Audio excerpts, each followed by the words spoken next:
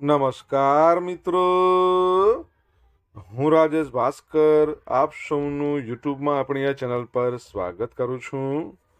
મિત્રો, આજે આપણે તારીખ 27 ડિસેમ્બર 2025ના કેટલાક મોસ્ટ ઇમ્પોર્ટન્ટ કરંટ અફેર અને અગાઉની પરીક્ષામાં પૂછાયેલા કેટલાક ઇમ્પોર્ટન્ટ પ્રશ્નો વિશે ડિટેલમાં ચર્ચા કરીશું, જે આપને આવનારી પરીક્ષા માટે ખૂબ જ ઉપયોગી સાબિત થશે. તો મિત્રો, આપ આ ચર્ચા સાથે જોડાઈ રહેજો અને વિડીયોને પહેલેથી લઈને છેલ્લે સુધી પૂરેપૂરો જોવાનો આગ્રહ રાખજો. તો ચલો મિત્રો, શરૂ કરીએ. શરૂઆત કરતા પહેલાં જણાવી દઉં કે જો તમારે આપણી આ યુટ્યુબ ચેનલને સબસ્ક્રાઇબ કરવાનું બાકી હોય તો ચેનલને સબસ્ક્રાઇબ કરજો, નોટિફિકેશન બેલ આઇકોનને પ્રેસ કરીને, અને જો તમને વિડીયો પસંદ આવે તો વિડીયોને લાઇક કરજો, પરંતુ વિડીયોને શેર કરવાનું ભૂલશો નહીં. તમારા જેટલા પણ મિત્રો જેઓ કોમ્પિટિટિવ એક્ઝામની તૈયારી કરી રહ્યા છે એ બધા મિત્રો જોડે આ વિડીયોની લિંકને અત્યારે જ શેર કરી દો, તમે જે તે સોશિયલ મીડિયા એપ્લિકેશન વાપરતા હોય એમાં. ચલો તો શરૂઆત કરીએ. સૌપ્રથમ જોઈશું અગાઉની પરીક્ષામાં પૂછાયેલા ભારતની ભૂગોળના પ્રશ્નો, જેના જવાબો તમારે મને કમેન્ટ બોક્સમાં લખીને જણાવવાના છે. વિડીયોના લાસ્ટમાં જ્યારે હું તમને આ દરેક પ્રશ્નના જવાબ જણાવું ત્યારે તમારે ચેક કરવાનું છે કે તમે આપેલા પ્રશ્નો જવાબમાંથી કેટલા પ્રશ્નો જવાબ સાચા છે, અને જેટલા પણ પ્રશ્નો જવાબ સાચા હોય એનો આંકડો તમારે કમેન્ટમાં લખવાનો છે કે 10માંથી આટલા સાચા. ડેઇલી જીકે ટેસ્ટમાં આપણે રોજ 10 પ્રશ્નો પૂછીએ, જેમાંથી 5 પ્રશ્નો ભારતની ભૂગોળના હોય છે. બાકીના જે 5 પ્રશ્નો છે એ ગુજરાતના ઇતિહાસના છે. તો તમે તમારા આન્સર આપો નીચે કમેન્ટ બોક્સમાં, અને હું આજના કરંટ અફેરનો પ્રથમ પ્રશ્ન છે એની શરૂઆત કરું છું. પ્રથમ પ્રશ્ન છે કે ગુજરાતે રૂફટોપ સોલર ઇન્સ્ટોલેશનમાં દેશમાં પ્રથમ સ્થાન કયા આંકડા સાથે મેળવ્યું છે?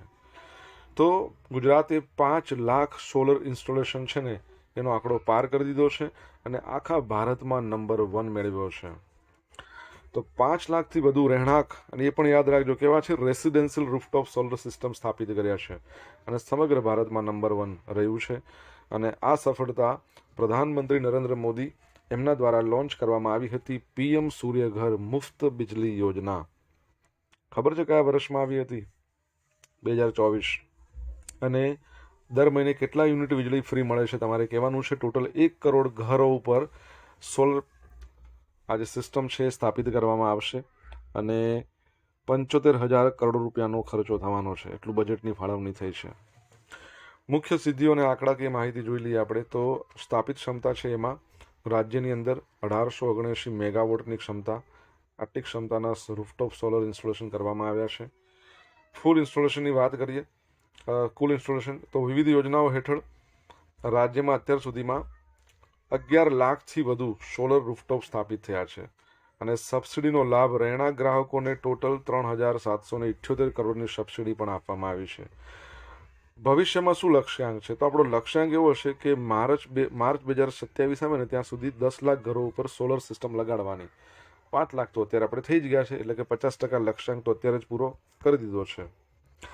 હવે સબસિડી અને પ્રોત્સાહનનું માળખું શું છે? તો સરકાર 2 કિલોવોટ સુધીની સિસ્ટમ લગાવીએ, સોલર સિસ્ટમ, પ્રતિ કિલોવોટ 30,000ની સબસિડી આપે છે. 2 થી 3 કિલોવોટ સુધી જઈએ તો પ્રતિ કિલોવોટ 18,000ની સબસિડી, બરાબર છે.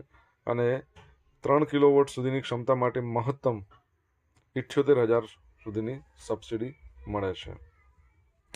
નાગરિકો માટેના ફાયદાની વાત કરીએ તો નાણાકીય સહાય 6 કિલોવોટ સુધીની સિસ્ટમ માટે નિયમનકારી શુલ્કમાં ₹2,950ની સહાય, લોડ મર્યાદા નથી, અને રહેણાંક ગ્રાહકો માટે સોલર ઇન્સ્ટોલેશન માટે કોઈ લોડ મર્યાદા રાખવામાં આવી નથી.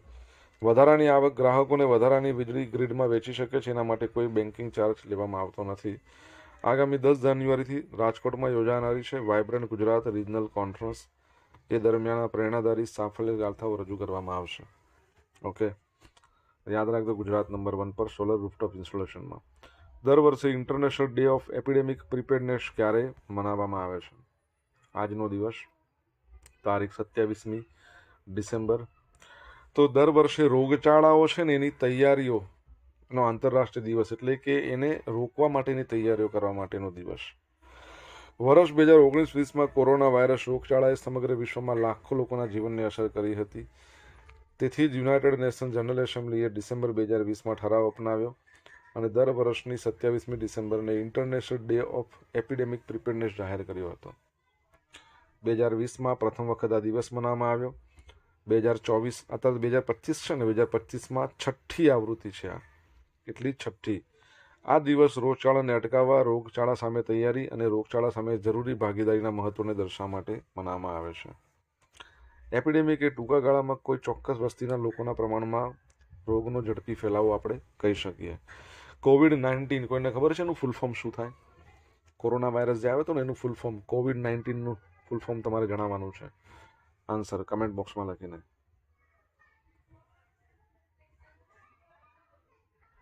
ભારતનું પ્રથમ પાવર મ્યુઝિયમ પટના, બિહારમાં. કઈ જગ્યાએ? પટના, બિહારમાં. તો ભારતનું પ્રથમ પાવર મ્યુઝિયમ પટના, બિહારમાં. બિહાર સરકાર છે ને એ લગભગ 200 કરોડના ખર્ચે પટનામાં આવેલી છે જૂની કરબિગહિયા થર્મલ પાવર સ્ટેશન. એની 3 એકર જમીન પર, બરાબર છે, ભારતનું પ્રથમ અને વિશ્વનું ચોથું પાવર મ્યુઝિયમ બનાવવા જઈ રહી છે. વિશેષતાની વાત કરીએ તો ભારતનું પ્રથમ અને સિડની, મ્યુનિક આવા બધા શહેરો બાદ વિશ્વનું ચોથું મ્યુઝિયમ હશે. ઐતિહાસિક મહત્વ તો કરબિગહિયા પાવર પ્લાન્ટ છે એ બ્રિટિશરો દ્વારા 1930માં બનાવવામાં આવ્યો હતો, જે તે સમયે પટનાની હાઈકોર્ટ, સચિવાલય જેવા મહત્વના વિસ્તારોને વીજળી પૂરી પાડતો હતો. તે કોલસા આધારિત પ્લાન્ટ હતો.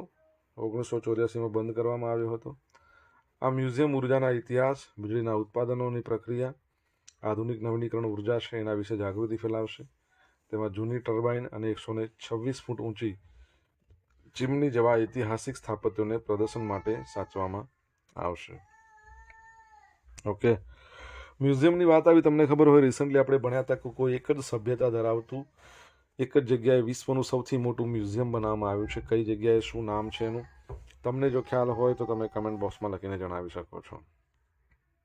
મિત્રો, વિડીયો પસંદ આવ્યો હોય, ભણવાની મજા આવી હોય તો વિડીયોને લાઇક કરો, તમારા મિત્રો જોડે વિડીયોની લિંકને શેર કરો. આપણી બંને યુટ્યુબ ચેનલ રાજેશ ભાસ્કર 2 જો સબસ્ક્રાઇબ નથી કરી તો સબસ્ક્રાઇબ કરો, નોટિફિકેશન બેલ આઇકોનને પ્રેસ કરીને. જો તમારે ડેઇલી કરંટ અફેરની પીડીએફ જોઈતી હોય તો આપણી ટેલિગ્રામ ચેનલને જોઈન કરો. ડેઇલી કરંટ અફેરની પીડીએફ તમને મળશે અને પોલ્સ પણ રમવા મળશે. તાજેતરમાં ભારત સરકારે કુલ કેટલી નવી એરલાઇન્સને મંજૂરી આપી દીધી છે? તો ટોટલ 3 નવી એરલાઇન્સ છે ને મંજૂરી આપી દીધી છે ભારત સરકારે. તો ભારતીય એવિએશન સેક્ટરમાં ચાલી રહેલા ઇન્ડિગોની કટોકટી વચ્ચે ભારત સરકારે 3 નવી એરલાઇન્સને મંજૂરી આપી. નાગરિક ઉડ્ડયન મંત્રાલયે આ અઠવાડિયે એઆઈ હિન્દ એર અને ફ્લાય એક્સપ્રેસ એને એનઓસી આપી દીધું છે, નો ઓબ્જેક્શન સર્ટિફિકેટ. ઉત્તર પ્રદેશમાં આવેલી છે શંખ એર, એની પાસે ઓલરેડી એનઓસી આવી જ ગયું છે. ઓપરેશન શરૂ ક્યારે થશે? શંખ એર છે ને એ 2026ના પ્રથમ ત્રિમાસિક ગાળામાં, એટલે પહેલા ક્વાર્ટરમાં એની ફ્લાઇટ શરૂ કરશે.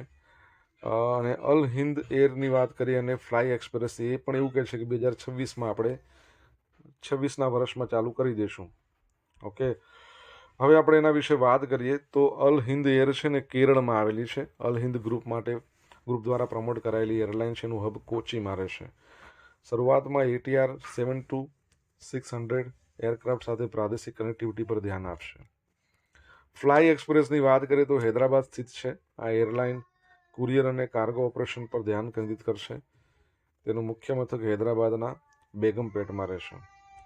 શંખ એર ઉત્તર પ્રદેશ સ્થિત આ એરલાઇન આગામી 3 વર્ષમાં એના કાફલાને 20થી લઈને 50 એરક્રાફ્ટ સુધી વધારવાનું લક્ષ્ય ધરાવે છે. હાલમાં ભારતની અંદર 9 ઓપરેશનલ ડોમેસ્ટિક એરલાઇન્સ છે. એમાં ઇન્ડિગો અને એર ઇન્ડિયા ગ્રુપ છે એની પાસે બજારનો 90% હિસ્સો છે. એટલા માટે તમને ખબર હોય તો રિસન્ટલી બનાવ બન્યો હતો ને ઇન્ડિગો એરલાઇન વાળો. Okay, airport authority of India કોણ છે એના ચેરમેન? તમને ખબર હોય તો તમે જણાવી શકો છો કમેન્ટ બોક્સમાં લખીને. ઝેરા અને ટોરેન્ટ પાવર વચ્ચે થયેલો LNG સપ્લાય કરાર કેટલા વર્ષો માટે છે? તો 10 વર્ષ માટે. તો જાપાનની સૌથી મોટી વીજ ઉત્પાદક કંપની જેરા છે એણે ભારતની જે ટોરેન્ટ પાવર છે એની સાથે liquefied natural gas LNG supply કરવા એના પ્રથમ લાંબા ગાળાના નિકાસ કરારને આખરી ઓપ આપ્યો છે. આ સમયગાળો આ કરારનો 10 વર્ષનો છે. શરૂઆત 2027થી થશે. તમને ખબર હોય તો આપણે કોઈ એક દેશ છે એની કંપની છે, તો આપણી ગુજરાતની જીએસપીસી છે ને, ગુજરાત સ્ટેટ પેટ્રોલિયમ કોર્પોરેશન, એના દ્વારા 17 વર્ષના કરાર કર્યા છે એલએનજી માટે. તમારે એ કંપનીનું નામ કહેવાનું છે. ડિલિવરી, આ કાર્ગો ડિલિવરી બેઝિસ પહોંચવા સુધીની જવાબદારી પર આપવામાં આવે છે, જે ટોરેન્ટ પાવર માટે પુરવઠાની ખાતરી આપે છે. ઉપયોગ, ટોરેન્ટ પાવર આ ગેસનો ઉપયોગ તેની 2730 મેગાવોટની વીજ ઉત્પાદન ક્ષમતા સિટી ગેસ વિતરણ નેટવર્ક એને સપોર્ટ કરવા કરશે. વ્યૂહાત્મક લાભ, આ કરાર જાપાનની ઓછી માંગવાળા એટલે કે ઉનાળા દરમિયાન ભારતમાં એલએનજીનો સપ્લાય કરશે. બંને દેશો વચ્ચે મોસમી માંગનો વિરોધાભાસનો પણ લાભ લેશે અને તે વીજ પુરવઠાની સ્થિરતા અને ખર્ચ કાર્યક્ષમતામાં વધારો કરે છે. ઓકે, તો યાદ રાખજો. આગળ વધીએ નેક્સ્ટ પ્રશ્ન તરફ. ઝેરેડ આઇઝેકમેન નાસાના 15મા એડમિનિસ્ટ્રેટર તરીકે એમણે શપથ લીધા છે. તો અનુભવી અવકાશ યાત્રી અને ઉદ્યોગ સાહસિક છે ઝેરેડ આઇઝેકમેન વોશિંગ્ટન ખાતે આયોજિત એક સમારોહ, એમાં નાસાના નવા વડા તરીકે સત્તાવાર રીતે શપથ ગ્રહણ કર્યા. રાષ્ટ્રપતિ ડોનાલ્ડ ટ્રમ્પ દ્વારા 4 નવેમ્બરના રોજ નામાંકિત થયા હતા એમણે, અને યુએસ સેનેટે 17 ડિસેમ્બરના રોજ એમની નિમણૂકને મંજૂરી આપી દીધી. તે એક કુશળ પાયલટ અને ખાનગી સ્પેસવોક કરનાર પ્રથમ નાગરિક તરીકે જાણીતા છે. પદ સંભાળતાની સાથે જ નાસામાં મિશન ફર્સ્ટ કલ્ચર લાગુ કરવાની જાહેરાત કરી છે.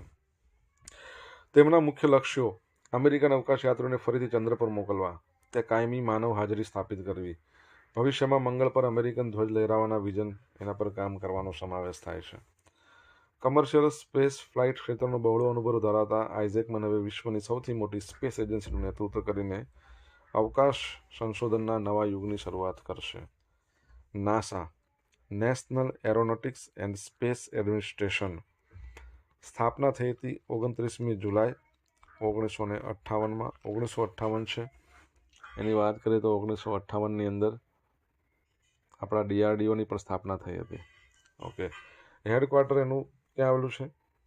વોશિંગ્ટન ડીસીમાં. અને એનો મુદ્રાલેખ તમારે મને કહેવાનો છે શું છે, કમેન્ટ બોક્સમાં લખીને જણાવો. સોશિયલ મીડિયાના માધ્યમથી મારી સાથે કનેક્ટ રહી શકો છો. ઇન્સ્ટા આઈડી છે આપણું rajesh.i.bhaskar, ફેસબુક આઈડી છે RI ભાસ્કર, અને ટેલિગ્રામ ચેનલ છે રાજેશ ભાસ્કર. ટેલિગ્રામ ચેનલ પર તમને ડેલી કરંટ અફેરની પીડીએફ મળશે અને પોલ્સ રમવા મળશે. જો ભણવાની મજા આવી હોય તો વિડીયોને લાઇક કરો, તમારા મિત્રો જોડે વિડીયોની લિંકને શેર કરો, ચેનલ સબસ્ક્રાઇબ કરવાની બાકી તો સબસ્ક્રાઇબ કરો, નોટિફિકેશન બેલ આઇકોનને પ્રેસ કરીને. TasteAtlas global food city ranking 2025-26 મુજબ વિશ્વનું શ્રેષ્ઠ ફૂડ શહેર કયું છે? તો જવાબ આવશે નેપલ્સ, જે આવેલું છે ઇટલીમાં અથવા તો ઇટાલીમાં. તો ટેસ્ટે એટલાસ દ્વારા જાહેર કરવામાં આવેલ ગ્લોબલ ફૂડ સિટીઝ રેન્કિંગ 2025-26ના અહેવાલ મુજબ ભારતનું મુંબઈ છે ને, વિશ્વના જે ફૂડ શહેરો છે શ્રેષ્ઠ એમાં 5મા નંબરે છે. ઇટાલીના શહેરોનું વર્ચસ્વ છે આમાં. તો મુંબઈ સતત બીજા વર્ષે 5મા નંબર પર છે. એનું સફળતાનું કારણ વાઇબ્રન્ટ અને પોષાય તેવું સ્ટ્રીટ ફૂડ છે. મુંબઈની લોકપ્રિય વાનગીની વાત કરીએ તો વડાપાવ, પાવભાજી, ભેલપુરી, રગડા પેટીસ, મોદક વગેરે છે.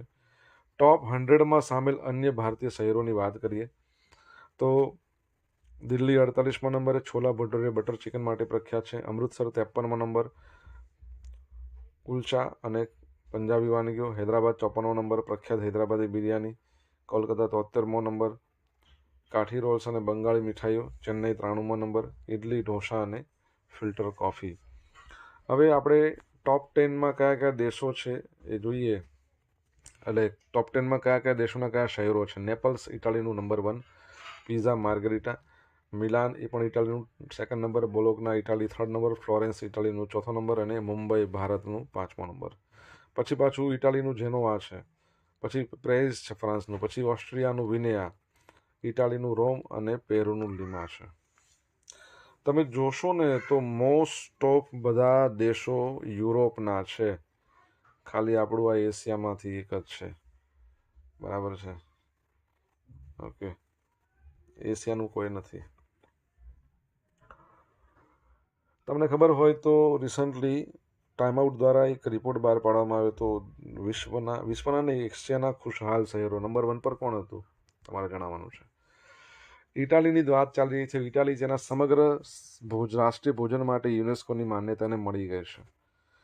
તો ઇટાલીને તેના સમગ્ર રાષ્ટ્રીય ભોજન માટે યુનેસ્કોનું જે અલૌકિક સાંસ્કૃતિક વારસો છે, બરાબર છે, ટેન્જિબલ કલ્ચરલ હેરિટેજ, તો કેમાં લખાતું નથી, ઓકે, તો એની માન્યતા મળી ગઈ છે. આ સાથે ઇટાલી તેના સંપૂર્ણ રાષ્ટ્રીય ભોજન છે એના માટે વૈશ્વિક માન્યતા મેળવનાર વિશ્વનો પ્રથમ દેશ બન્યો છે.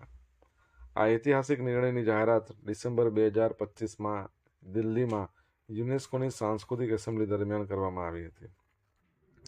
આ માન્યતા ઇટાલીના વિવિધ રાંધણ પરંપરાઓ જેમ કે પાસ્તા, ચીઝ, વાઇન અને જે પ્રાદેશિક સંસ્કૃતિઓ અને એને એક એવી જીવંત પરંપરા તરીકે સ્વીકારે છે જે સાંસ્કૃતિક ઓળખ અને સમુદાયના બંધનને મજબૂત કરે છે.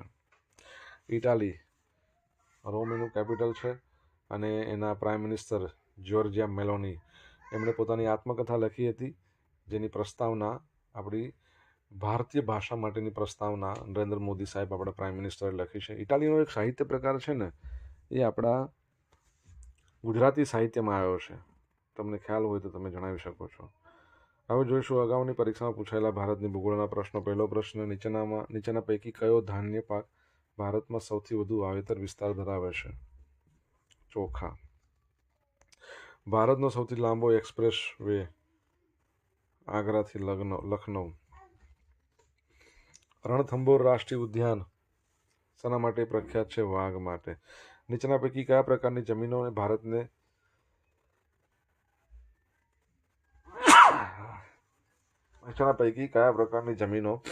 ભારતના નદી તટ પ્રદેશ અને દરિયા કિનારાના મેદાનો પૂરતી મર્યાદિત છે? કાંપવાળી જમીન છે ને એ જમીન. કઈ જમીન કૃષિ એટલે જમીન તરીકે શ્રેષ્ઠ છે? એ પણ કાંપવાળી જમીન જ તે. હવે જોઈશું અગાઉની પરીક્ષામાં પૂછાયેલા ગુજરાતના ઇતિહાસના પ્રશ્નો. પહેલો પ્રશ્ન, નીચેનામાંથી કયું સ્થળ ગાંધીજીના જીવન સાથે સંકળાયેલ નથી કીધું છે? જામનગર.